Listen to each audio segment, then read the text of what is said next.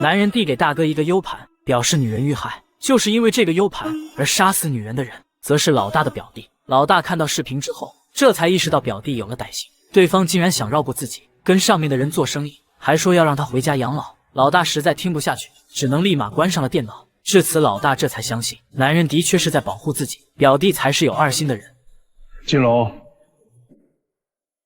这件事情你知道吗？由于金龙是表弟的人，老大询问他是否知情，谁知金龙还想把祸水继续往男人头上推。男人立马说出了金龙背地里吞钱的事，他认为是金龙把老大表弟弄了进去，放他进去了，位置你来坐。金龙只需要放出风声，诬陷是男人弄的老大表弟，那么男人也会跟着遭殃，这就相当于1石2鸟。金龙顿时有些激动，他告诉老大自己没这脑，可老大看他的眼神明显，男人随即又拿出了金龙背叛老大的证据。至此，男人成了真正的